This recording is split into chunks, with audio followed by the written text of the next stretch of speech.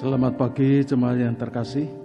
Kita akan bersama-sama mulai ibadah kita pada pagi hari ini, minggu kedua ibadah kesaksian. Saya undang jemaat untuk berdiri.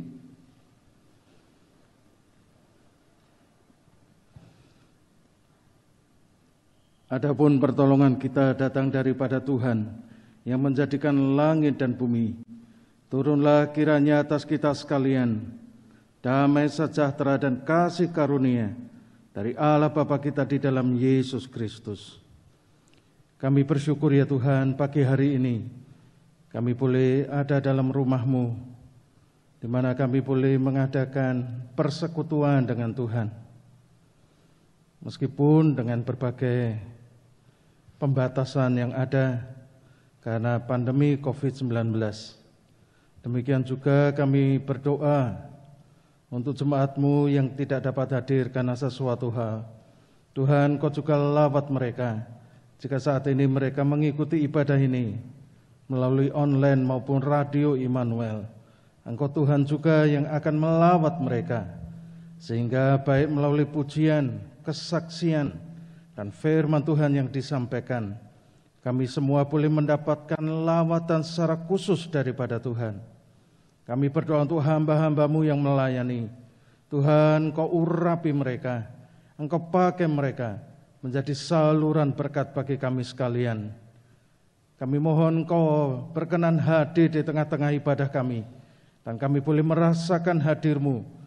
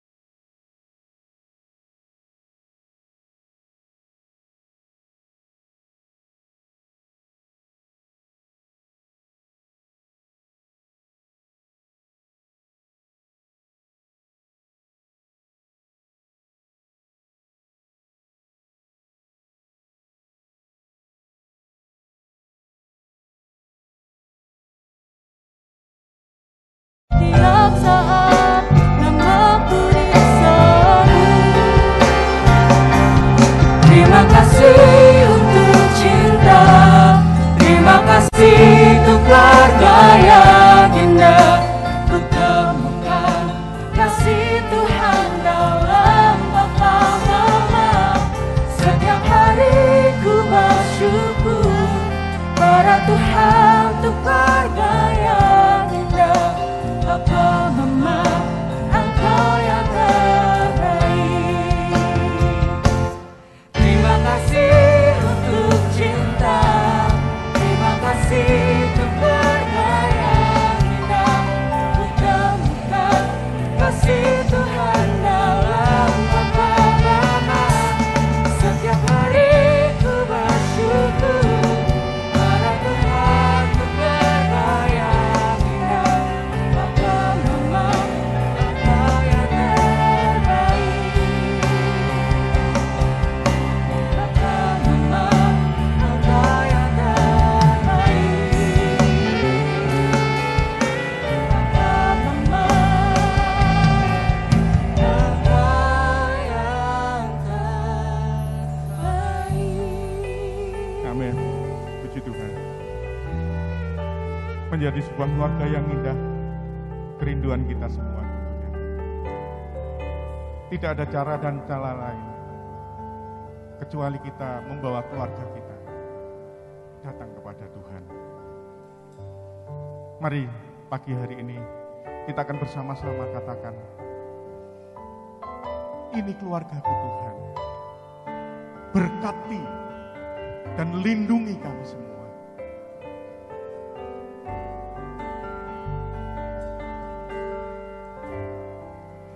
Ini keluargaku Tuhan, berkati dan lindungi semua. Jagaiku, jagaiku, amin, dan seisi rumahku sampai akhir hidupku Tuhan, sampai akhir hidupku Tuhan. Mau setia melayanimu, mau setia melayanimu. Amin. Ku bahagia jadi keluarga Allah. Ku bahagia jadi keluarga Allah. Ini keluargaku Tuhan. Amin. Berkati kami Tuhan, lindungi kami semua. Haleluya. Haleluya. Jagaiku dan seisi rumahku sampai akhir hidupku Tuhan, sampai akhir hidupku Tuhan. Amin. Ini janji kami, semua setia melayanimu Tuhan. Amin. Ku bahagia jadi keluarga Allah. Para wanita akan menyanyi memuji Tuhan.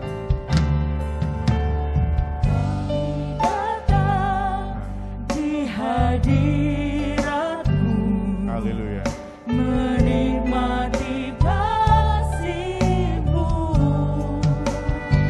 Amin. membawa seisi rumahku, sujud menyembah-Mu. Para pria akan memuji Tuhan. Kami datang di hadirat-Mu Tuhan. Kami datang di hadirat-Mu, menikmati kasih-Mu, membawa seisi rumahku sujud menyembahmu. Bersama-sama kita katakan, ini keluargaku Tuhan, ini keluargaku Tuhan. Amin. Berkati dan lindungi semua,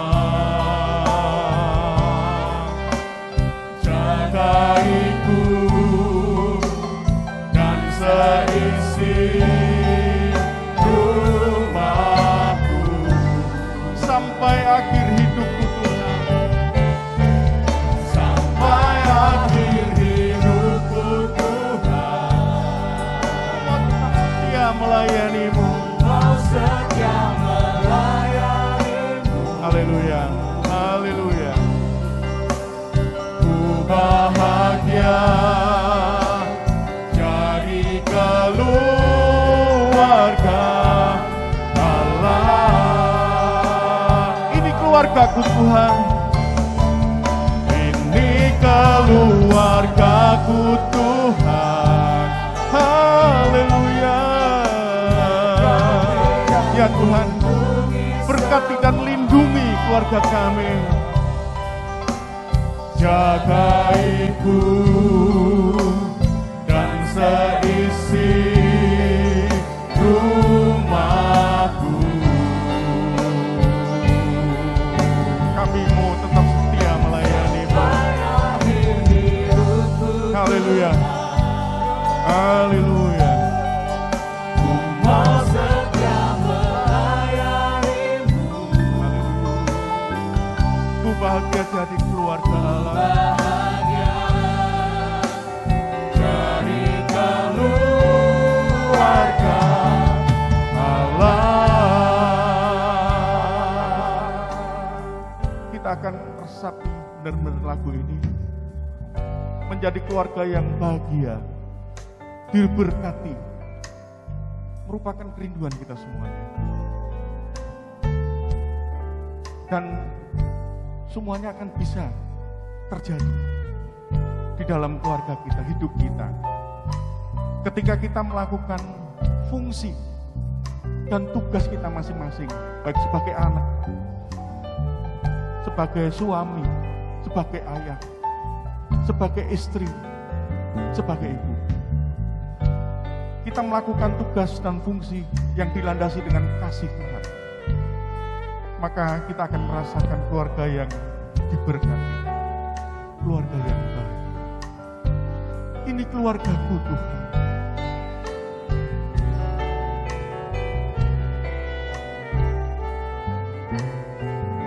Mari kita katakan, ini keluargaku Tuhan, berkati dan jagai. Ini keluargaku Tuhan. Haleluya.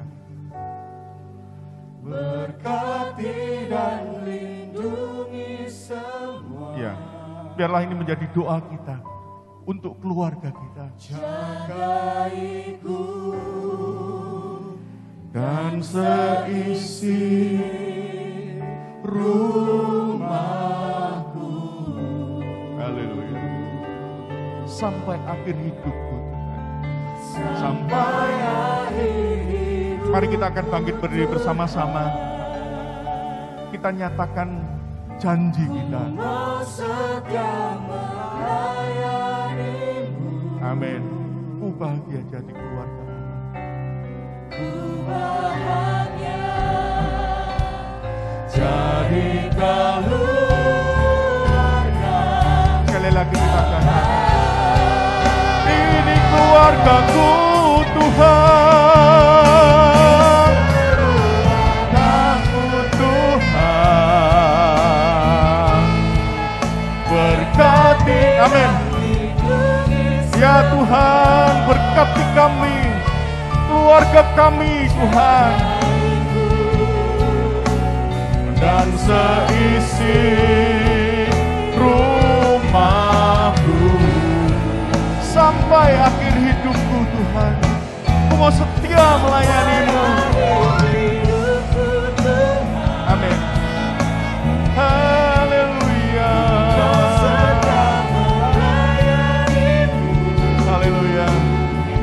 bahagia jadi keluarga Allah.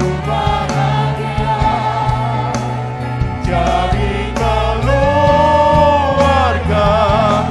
Allah. Sekali lagi, ini keluargaku Tuhan. Ini keluargaku Tuhan.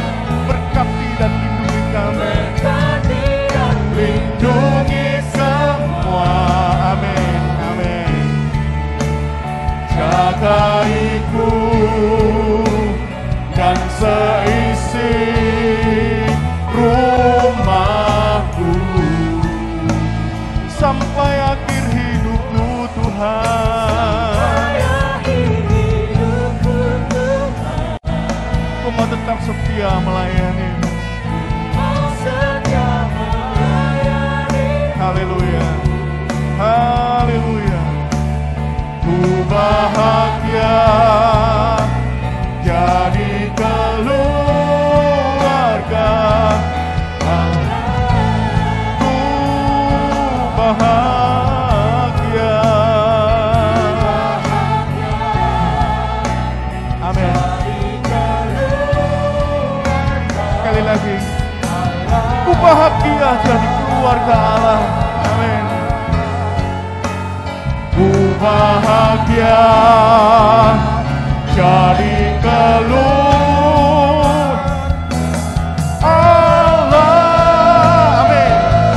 Dengan penuh iman kita katakan, kita adalah keluarga yang bahagia, keluarga yang diberkati, karena kita adalah keluarga Allah. Silakan duduk kembali Bapak Ibu. Puji Tuhan. Terima kasih. Pagi hari ini kita akan menyaksikan kesaksian. Mari kita bersama-sama menikmati kesaksian ini.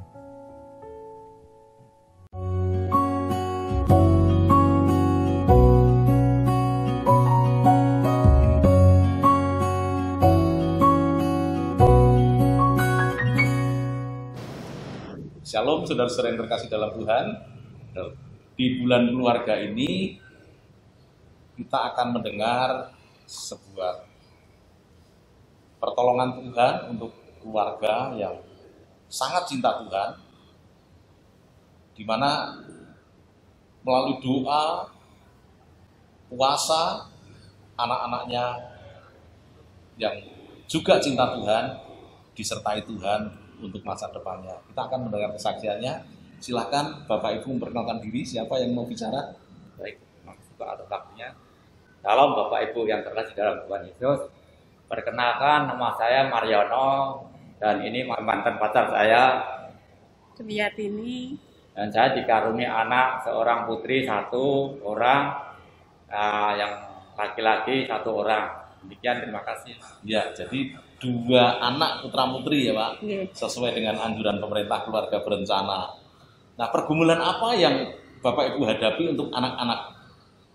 Baik Pak, sehubungan dengan telah selesainya anak saya mengikuti program dokter umum, tentunya dilanjutkan dengan jenjang yang lebih tinggi Pak ya. Nah, pada saat anak saya yang pertama ikut PPDS, tes di PTN di Jakarta, sudah mengalami tes di Depok, lanjut di Salemba. Pada saat pulang ke Solo, itu baru keluar dari bandara, sudah dapat berita untuk kembali ke Jakarta lagi besok lusanya. Dengan demikian anak saya langsung pesan tiket, termasuk hotel, langsung besoknya sudah tiba di Jakarta kembali. Oke Pak, jadi Bapak Ibu Saudara sekalian, putra-putrinya beliau ini semuanya dokter dan ingin melanjutkan ke jenjang yang lebih tinggi. Kita akan terus ikuti kesaksiannya. Silakan Pak. Baik. Setelah selesai mengikuti tes di Salemba, ternyata pada saat pengumuman anak saya belum berhasil. Dengan demikian, tentunya sebagai orang percaya, kami juga mengalami jadi kekecewaan karena sudah begitu perjalanan jauh Jakarta, sudah buang uang, buang waktu gitu ya Pak iya. ya. Udah gitu belum berhasil. Nah, Ibu apa kegagalan ini atau karena Ibu tidak berdoa atau gimana? Maaf ini, Bu. Ya, saya ya tetap berdoa, puasa buat anak-anak saya supaya berhasil. Tapi memang belum diizinkan Tuhan untuk sekolah di Jakarta. Iya, setelah gagal di Jakarta, terus daftar di mana lagi, Pak? Nah, baik, setelah di Jakarta anak saya kompromi sama saya, Pak kita daftar di lebih dekat aja, ngambil di Jogja, yang dekat. Baik, nah, tapi kamu harus belajar semaksimal mungkin. Bapak sama Ibu hanya bisa mendoakan. Nah, setelah mendaftar, verifikasi administrasi lolos, langsung akan berangkat ke tes ke Jogja. Tiba-tiba Bapak Wisnu seperempat jam belum berangkat anak saya itu Pak Wisnu datang. Pak Wisnu datang, mau kemana lo? Mau berangkat tes Pak ke Jogja ikut PPDS. Setelah itu ya udah kita ngobrol sebentar, kita berdoa. Bersama-sama. Setelah kita didoakan Pak Wisnu, anak saya selesai langsung berangkat ke Jogja.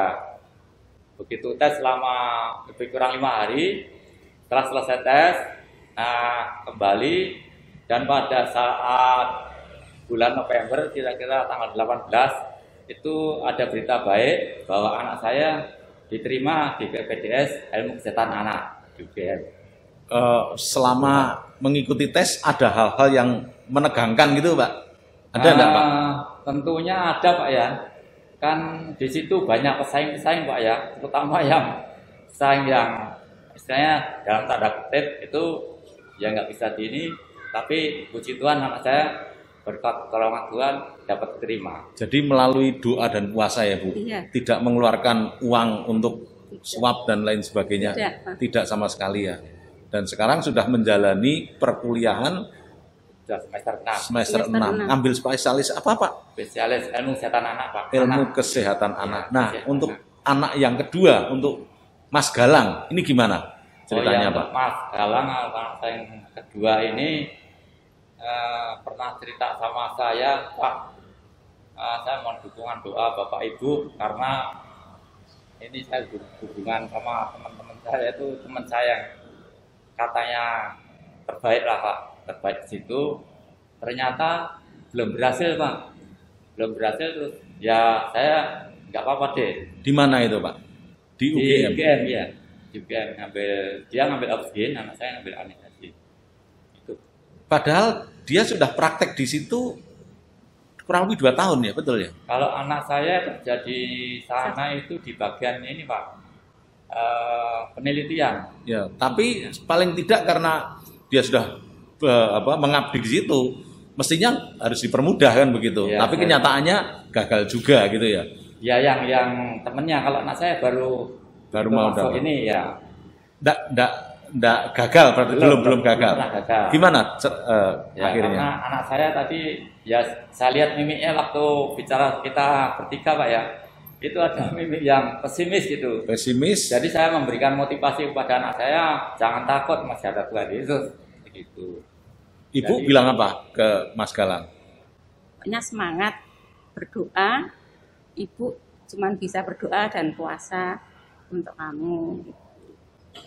Terus setelah ikuti tes, Nah, setelah ikut tes itu jadwal tes pertama itu mundur lagi, Pak. Mundur lagi harusnya tanggal 23 April sampai tanggal 29 April itu mundur lagi. Mundur menjadi 13 Juni sampai 18 Juni. Itu mundur lagi. Jadi mundur yang ketiga kali. tahun kemarin ya berarti ya? Tahun ini. Karena COVID ini. Karena COVID, kondisi COVID ini. Terus yang terakhir ini tanggal 11 Juli sampai 16 Juli. Nah ini yang di pengumuman terakhir ini ada tambahan. Apabila hasil swab, semua kan harus tes swab, Pak.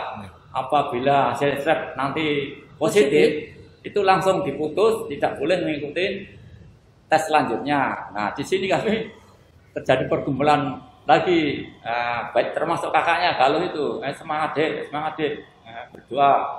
Akhirnya berdoa, ya udah hasil tesnya besok malam, Pak, saya terima, oh bagus, negatif, puji Tuhan ya gitu. Akhirnya ikut melanjutkan, terus tes, selesai.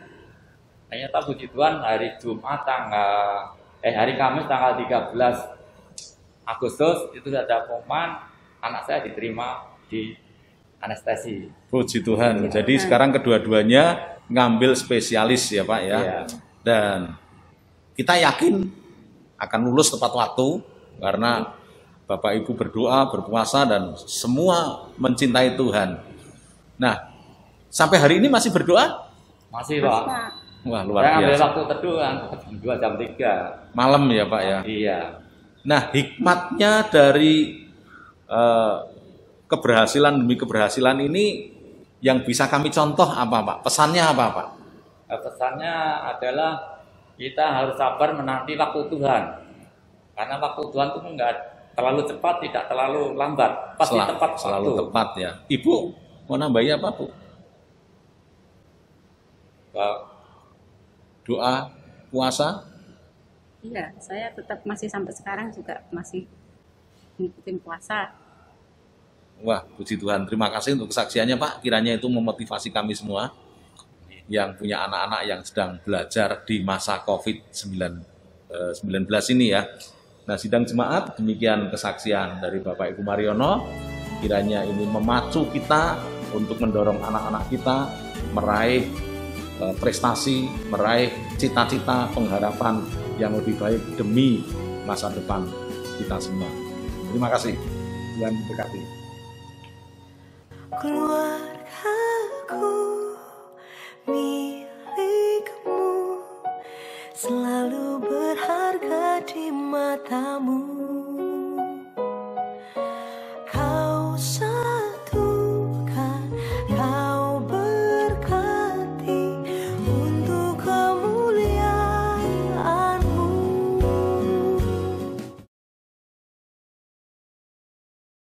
Kuatkan, kita boleh disegarkan pemberitaan firman Tuhan pada pagi hari ini. Haleluya.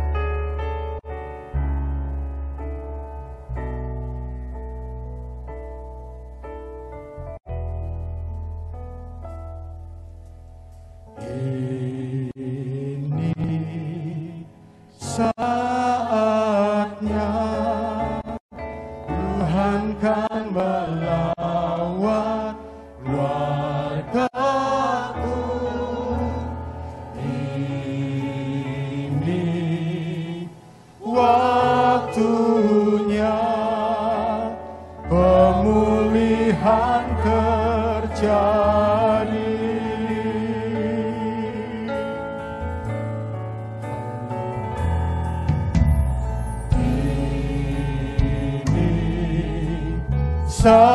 Saatnya Tuhan kan melawat keluargaku. Ini waktunya pemulihan terjadi.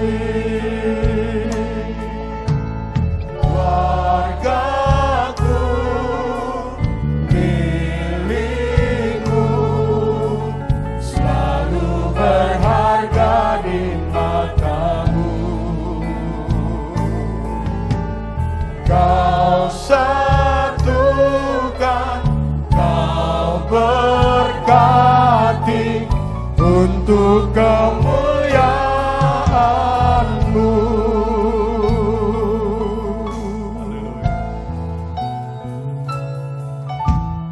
Ini saatnya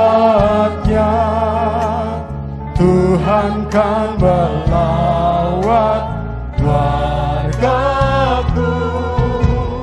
Ini waktunya pemulihan terjadi.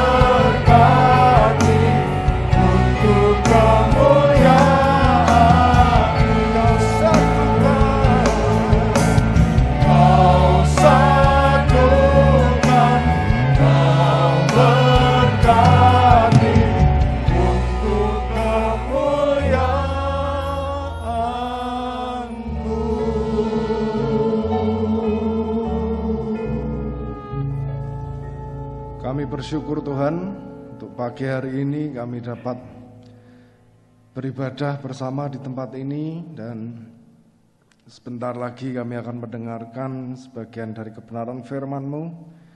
Kiranya Roh Kudus, Engkau yang akan menerangi hati dan pikiran kami supaya kami boleh memahami apa yang menjadi kebenaran firman-Mu pada pagi hari ini. Dan kiranya pemulihan demi pemulihan akan terjadi dalam keluarga kami masing-masing yang hadir pada pagi hari ini, maupun yang mendengar lewat radio maupun menyaksikan lewat channel YouTube. Terima kasih Tuhan, berkati kami semuanya pada pagi hari ini. Pakailah hamba-Mu untuk menyampaikan kebenaran firman Tuhan. Di dalam nama Yesus kami sudah berdoa. Amin. Shalom Bapak Ibu yang dikasihi oleh Tuhan. Hari ini kita memasuki minggu kedua dalam rangkaian bulan keluarga di gereja kita. Dan tema pada hari ini akan mengangkat peran seorang pria atau suami atau seorang ayah apabila telah memiliki keturunan, perannya di dalam keluarga. Saya sedang duduk-duduk di situ ketika ibadah baru dimulai, sambil mulai merangkai dalam pikiran saya apa yang mau saya sampaikan begitu ya. Saya mulai membaca lagi bahan-bahan renungan saya.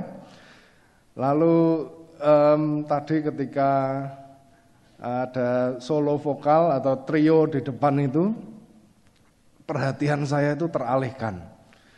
Karena memang suaranya bagus ya Bapak Ibu. Suaranya memang bagus, tapi titik perhatian saya ternyata kepada tetangga saya sebelah kiri. Kiri saya di situ. Tetangga saya adalah Pak Daryono yang tadi memimpin pujian. Saya lirik begitu. Ketika anak-anaknya menyanyi itu, beliau duduk itu dengan badannya agak condong ke depan dan begitu serius ya. Melihat ketika anaknya satu demi satu menyanyi solo itu, saya lihat wah, dia memperhatikan dengan luar biasa. Memperhatikan dengan luar biasa, bangga saya lihat dari tatapan matanya, wah ini pelatihnya soalnya. Ya. Dan ketika saya melihat itu langsung buyar. Yang saya rencanakan di awal itu langsung buyar. Saya sangat menikmati apa yang saya lihat pada pagi hari ini. Dan Tuhan memang maha asik ya. Saya lagi mau berbicara tentang peran seorang ayah, dan saya langsung diberikan contoh yang bisa saya lihat langsung, dan itu sangat menginspirasi saya. Terima kasih Pak Dar, luar biasa ya. Untuk membawa keluarga, satu keluarga semua untuk melayani Tuhan, bukan pekerjaan yang mudah, bukan tugas yang mudah. Nah, itu adalah kita akan bahas nanti ya.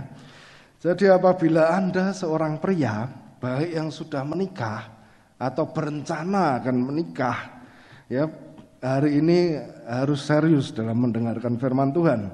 Karena kita akan berbicara tentang bagaimana seorang pria dapat berfungsi dengan baik dalam keluarga sebagai man of the family. Nah, keluarga berawal tentunya dari pernikahan antara seorang laki-laki dan seorang wanita yang dijodohkan Tuhan untuk hidup bersama, saling menolong dan saling melengkapi. Nah, pernikahan kudus yang telah disaksikan oleh keluarga, disaksikan oleh jemaat Tuhan, itu adalah sebuah peresmian dari sebuah institusi ilahi yang tidak hanya diakui oleh negara, tapi diakui di hadapan Tuhan. Dari pernikahan akan muncul yang namanya keluarga. Baik yang dikaruniai keturunan, belum dikaruniai keturunan, atau tidak dikaruniai keturunan, masing-masing memiliki peran tersendiri dalam keluarga. Minggu depan kita akan membahas tentang peran perempuan, tapi pada hari ini kita akan membahas peran pria. Nah, waktu itu kecil, saya bukan kecil ya, waktu kuliah itu ada film Spider-Man begitu terkenal, yang main yang Tobey Maguire versi yang itu ya, yang sekarang kayaknya kurang populer begitu. Versi itu lebih baik. Sebelum mati pamannya si Uncle Ben ini berkata, "With great power comes great responsibility." dengan kekuatan yang luar biasa, diikuti dengan tanggung jawab yang luar biasa juga. Seorang pria memiliki kelebihan ya secara fisik. Tubuh kita ini didesain untuk lebih kuat, otot-otot kita lebih kuat dibanding wanita, ya. Lebih tahan banting begitu dalam bekerja, ya, dalam mencari nafkah, dalam hal yang lain. Pria itu tubuhnya lebih kuat, ya, lebih tahan banting. Coba nanti di rumah suaminya dibanting, tahan apa enggak? Oh enggak ya, bercanda, jangan dibanting, itu KDRT Bapak Ibu. Tahan banting dalam artian lebih kuat. Begini. Dan kebanyakan orang berpikir bahwa tugas seorang laki-laki itu hanyalah bekerja dan memberikan nafkah bagi keluarga. Namun ternyata ada peran seorang pria yang lebih dari sekedar mencari nafkah. Bukan berarti peran mencari nafkah bisa diabaikan. Saya sempat ngobrol dengan teman tadi di sana. Dia bercerita di daerahnya itu banyak pria-pria yang tidak bekerja. Ya, tidak bekerja. Jadi istri atau wanita bekerja dengan keras. Ya, karena di daerah bukan di Jawa ini, di luar Jawa. Istrinya wanita itu pergi ke ladang, bekerja dari pagi sampai sore, bekerja dengan keras. Setelah pulang ke rumah dia masih harus menjalankan kewajibannya sebagai ibu rumah tangga, mencuci piring, masak, dan lain sebagainya. Jadi seharian itu wanitanya bekerja keras.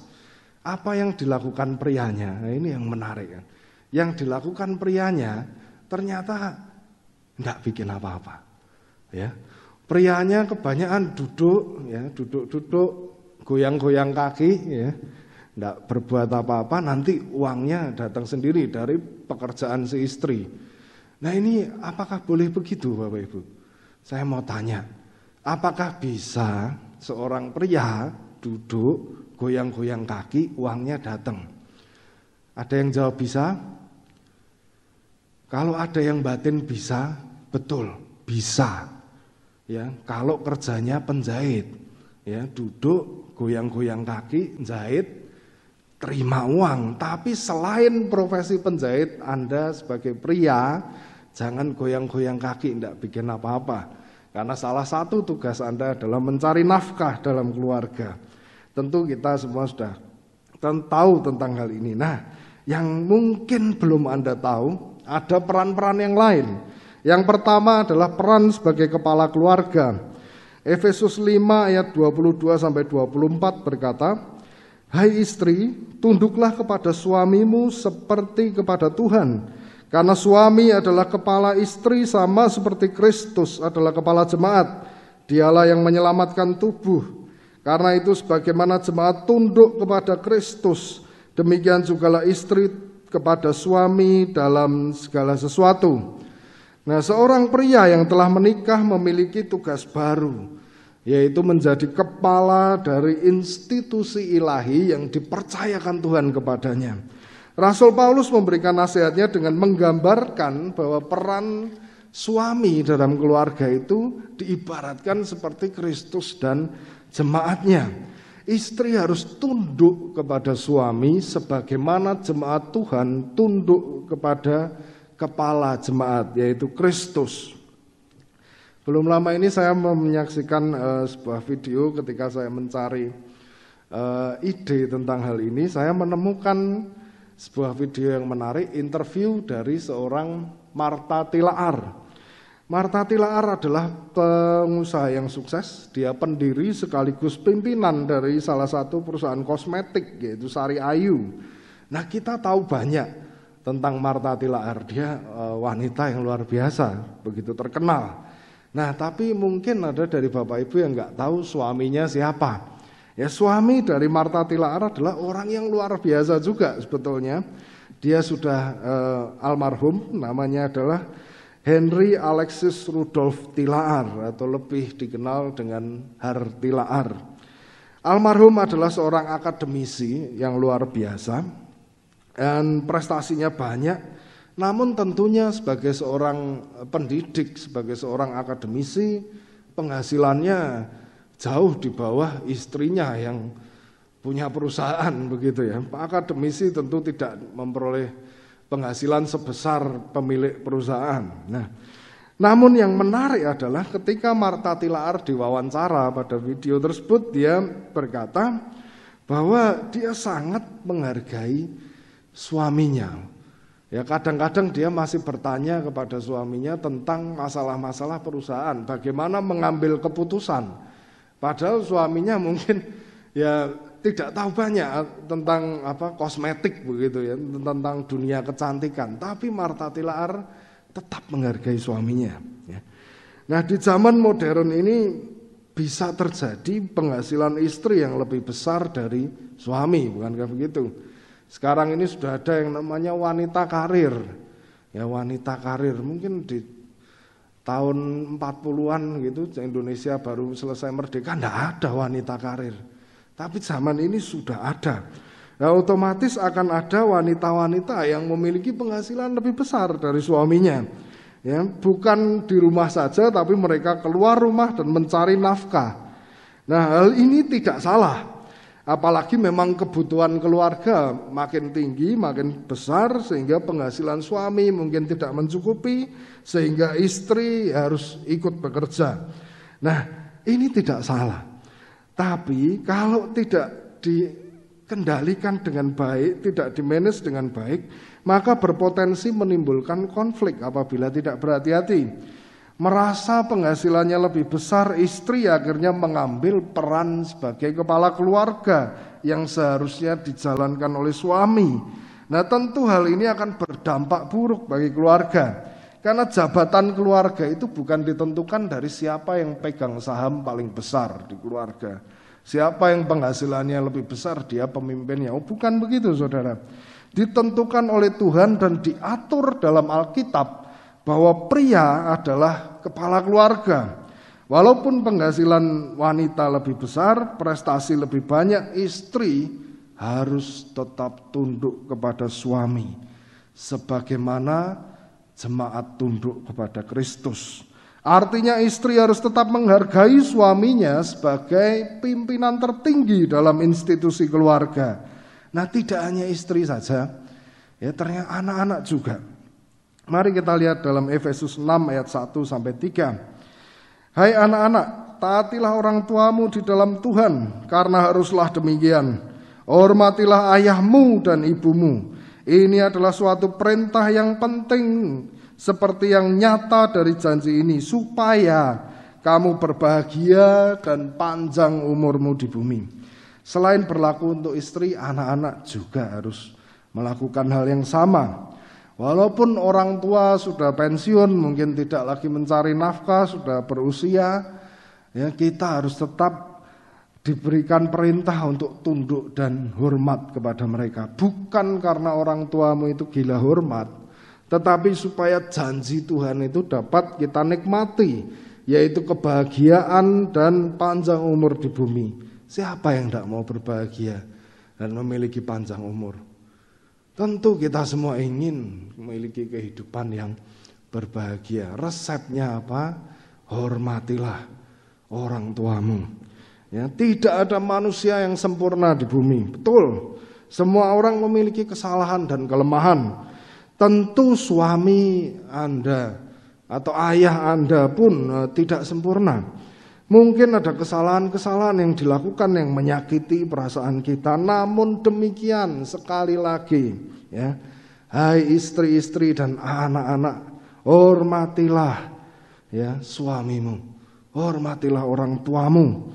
Karena jabatan sebagai pimpinan institusi keluarga bukan dari manusia, bukan keinginan manusia, namun merupakan perintah Tuhan. Oleh karena itu jangan sekali-kali kita merendahkan suami atau ayah kita, apalagi di depan umum. Ya, apalagi yang suka menggosipkan suaminya. Ya, kalau ada berkelahi sama suami, semua tahu. Ya, di posting di Facebook, suami saya begini. Jangan, ya, jangan. Ya. Kekerasan itu bukan hanya kekerasan fisik saja, tapi bisa terjadi kekerasan verbal. Kekerasan verbal istri terhadap suami. Wah, suami saya kan tidak boleh pukul istri. Kesempatan nih. Ya, istrinya mulutnya jadi tajam. Ya, menyakiti hati suami, menyakiti hati ayahnya. Diposting semua orang tahu apa perkelahian atau keributan yang terjadi dalam rumah tangga kita. Itu sangat tidak menghormati suamimu, tidak menghormati ayahmu.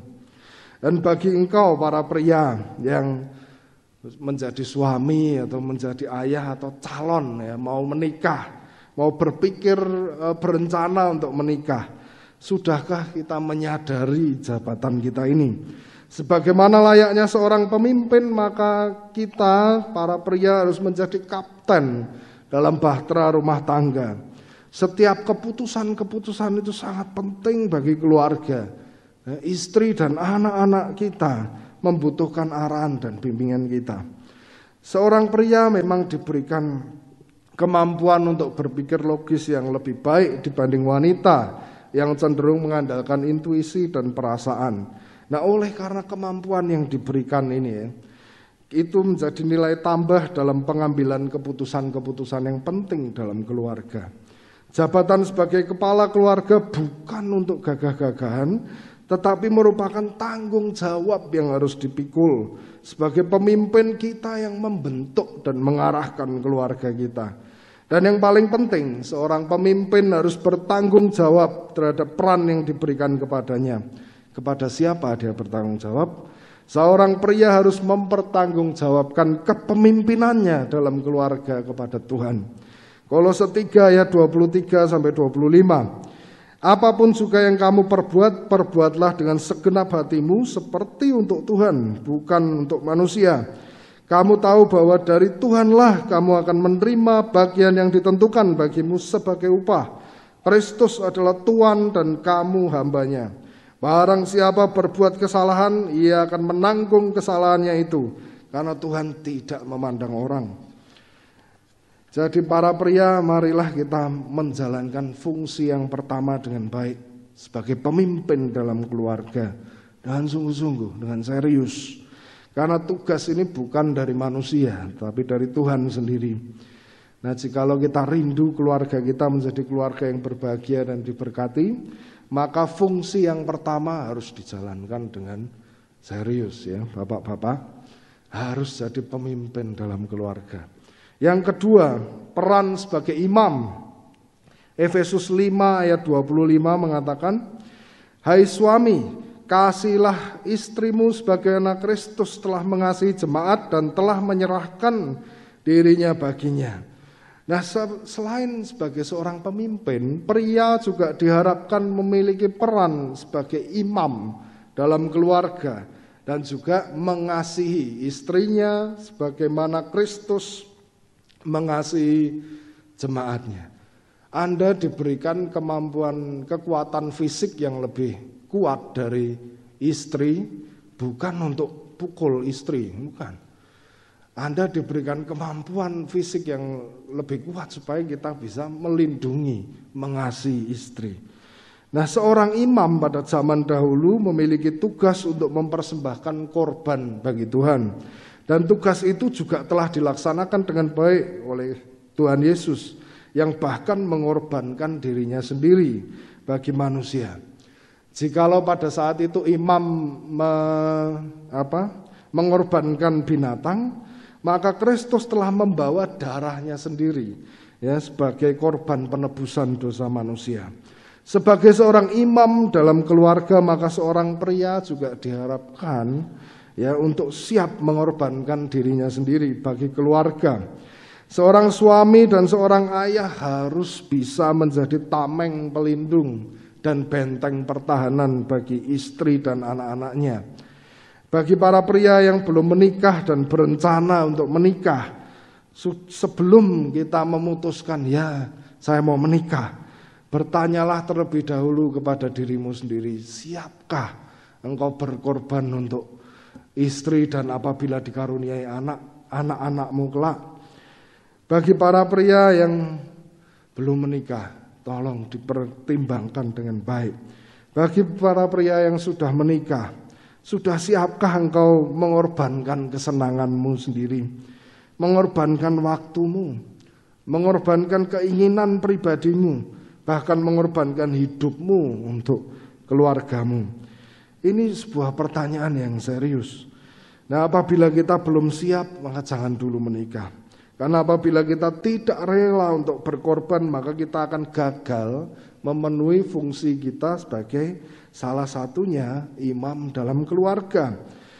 Selain siap untuk berkorban, peran imam dalam keluarga juga memiliki tugas untuk berdoa bagi keluarga. Nah, ini yang seringkali salah kaprah ya. Suami merasa tugas saya itu cari uang sebanyak-banyaknya, istri yang urusan rohani. Oleh karena itu muncul yang namanya doa puasa wanita.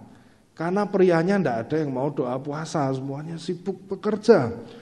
Merasa bahwa ya tugas saya cuma mencari nafkah ya. Makanya yang banyak berdoa, doa pagi itu biasanya wanita-wanita saja yang datang di situ. Padahal justru prialah yang memiliki fungsi sebagai pendoa syafaat dalam keluarga. Jikalau peran seorang pria bagi keluarga disamakan ya, tadi kita menemukan bahwa peran pria dalam keluarga disamakan dengan seperti keteladanan Kristus. Nah, kita harus melihat keteladanan Kristus itu seperti apa, begitu kan? Karena disamakan. Apa yang dilakukan Kristus? Yesus berdoa bagi Petrus sebelum Yesus ditangkap dan Petrus menyangkal dia. Lukas 22 ayat 31 sampai 32. Simon, Simon, lihat, iblis telah menuntut untuk menampi kamu seperti gandum. Nah ini, tetapi aku telah berdoa untuk engkau supaya imanmu jangan gugur, dan engkau jikalau engkau sudah insaf, kuatkanlah saudara-saudaramu. Dalam Yohanes 17, saya tidak akan bacakan karena satu pasal panjang sekali. Kita akan menemukan bahwa Yesus pun berdoa buat murid-muridnya, dan bukan hanya bagi murid-muridnya, tetapi kepada semua orang yang percaya karena pemberitaan Injil dari murid-muridnya. Nah, selain itu kita juga mendapat contoh yang baik dari Ayub, ya, seorang yang dijagokan Tuhan di hadapan iblis, karena Ayub adalah orang yang saleh dan tidak bercela. Apa yang dilakukan Ayub? Ayub 1 ayat 5. Setiap kali apabila hari-hari pesta telah berlalu, Ayub memanggil mereka, anak-anaknya ini maksudnya, dan menguduskan mereka. Keesokan harinya pagi-pagi bangunlah Ayub, lalu mempersembahkan korban bakaran sebanyak jumlah mereka sekalian. Sebab pikirnya, mungkin anak-anakku sudah berbuat dosa dan mengutuki Allah di dalam hati. Demikianlah dilakukan Ayub senantiasa, selalu dilakukan ya. Ayub menjalankan fungsinya sebagai imam dalam keluarga dengan baik. Dia berdiri di hadapan Tuhan untuk anak-anaknya yang memohonkan ampunan. Barangkali anak-anak saya berbuat dosa di hadapan Tuhan. Siapa yang berdiri di hadapan Tuhan? Istrinya Ayub, bukan. Ayub, dia mempersembahkan ya, sebagai seorang ayah, ya, ayah yang berperan untuk melakukan hal tersebut. Saya ingin bertanya kepada Bapak, Ibu, saudara-saudari sekalian, hai pria-pria, masihkah engkau berdoa untuk anak-anakmu, untuk istrimu, ya? Atau masihkah engkau berdoa? Jangan-jangan sudah tidak berdoa lagi. Masalah ini ya. Masihkah kita berdoa untuk anak-anak kita? Ambil waktu ya. Doakan istrimu ya. Doakan anak-anakmu. Karena itu penting. Itu tugas yang tidak boleh kita abaikan sebagai pria dalam keluarga. Yang ketiga, peran sebagai pembimbing rohani. Nah, kita telah bersama-sama belajar bahwa pria itu dituntut untuk menjalankan peran sebagai pemimpin yang pertama dan juga menjadi imam dalam keluarga. Masih satu lagi yang terakhir, yaitu sebagai pembimbing rohani. Efesus 5 ayat 26 sampai 27, kita akan lanjutkan lagi. Untuk menguduskannya sesudah ia menyucikannya dengan memandikannya dengan air dan firman, supaya dengan demikian ia menempatkan jemaat di hadapan dirinya dengan cemerlang, tanpa cacat atau krut atau yang serupa itu, tetapi supaya jemaat kudus dan tidak bercela. Dalam versi bahasa Inggrisnya, the King James Version, dikatakan bahwa that he might sanctify and cleanse it with the washing of water by the word.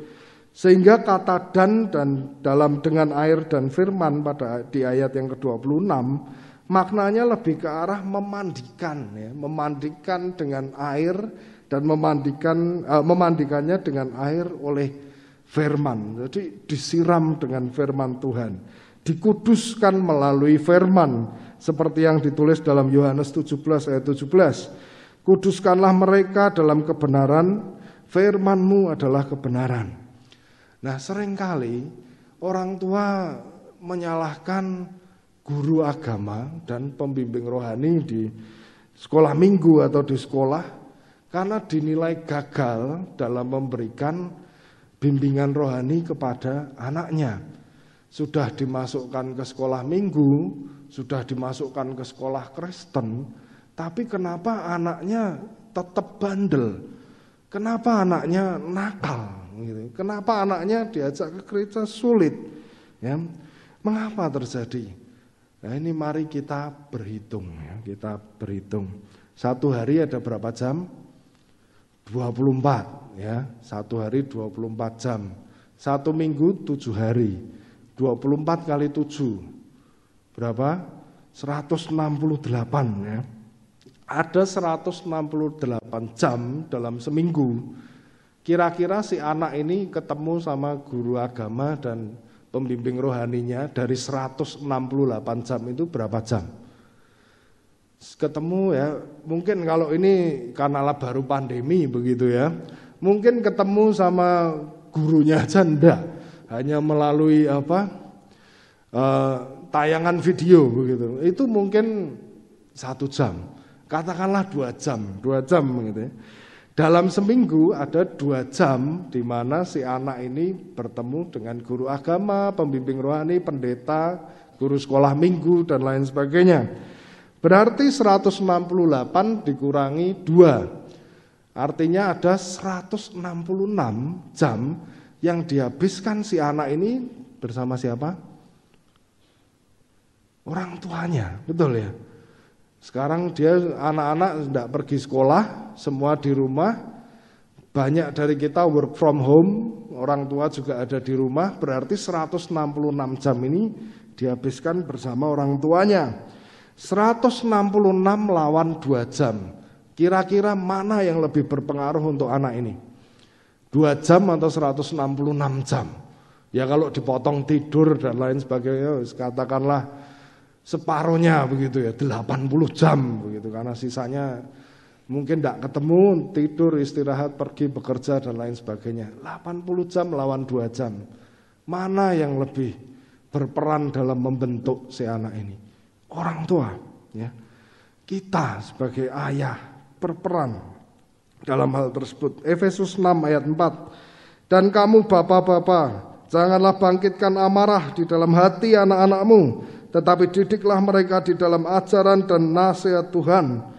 Nah, inilah peran seorang pria dalam keluarga yang juga tidak boleh diabaikan.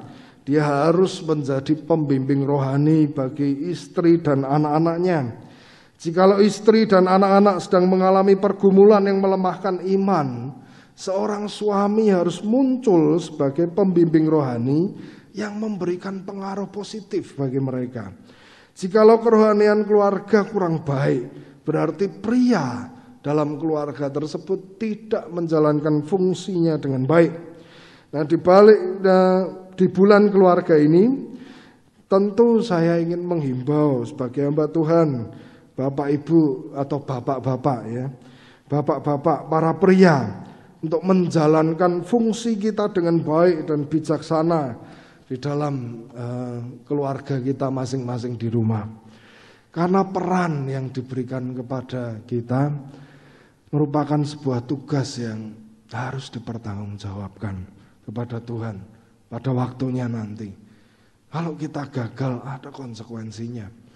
Apabila kita telah menjalankan fungsi kita dengan baik dan serius, maka berkat, damai sejahtera dan sukacita itu akan turun ke tengah keluarga kita. Amin. Ya, dan berkat yang sama yang akan memulihkan luka. Tadi kita sudah bernyanyi tentang pemulihan dalam keluarga. Bagaimana kita bisa memperoleh pemulihan dalam keluarga? Tentu kita harus berfungsi dengan baik. Ya, menjalankan tugas kita dengan baik. Suami menjalankan peran dengan baik. Istri harus menjalankan peran dengan baik. Anak-anak harus menjalankan peran dengan baik. Ya, itu adalah awal dari pemulihan yang kita rindu-rindukan.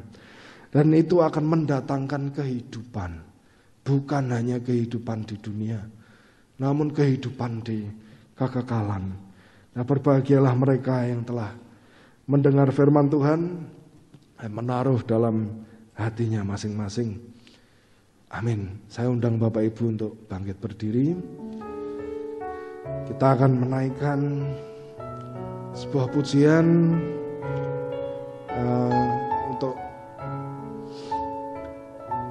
sambil kita merenungkan lagi kebenaran firman Tuhan yang telah kita dengar pada pagi hari ini.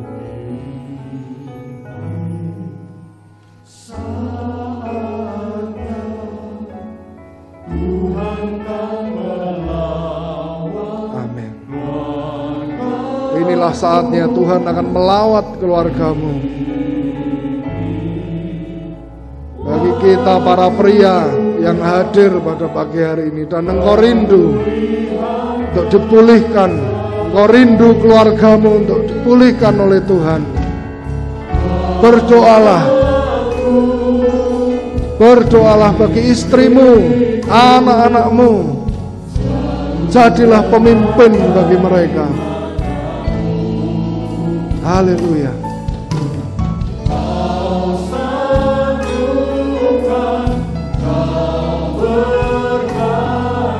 Amin.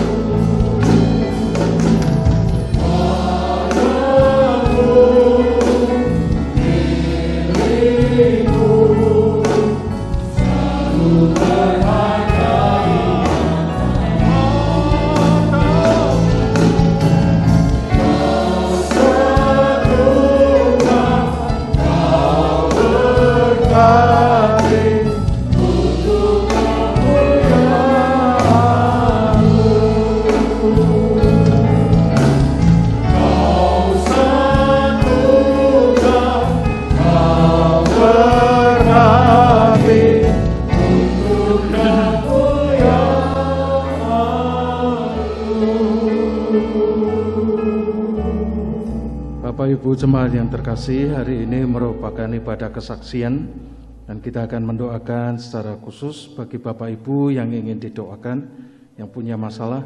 Bapak Ibu bisa meletakkan tangan di dada, dan bagi Bapak Ibu yang sakit bisa meletakkan tangan di tempat-tempat yang sakit, dan saya akan berdoa. Dan jemaat Tuhan yang mengikuti ibadah ini secara online juga bisa melakukan hal yang sama.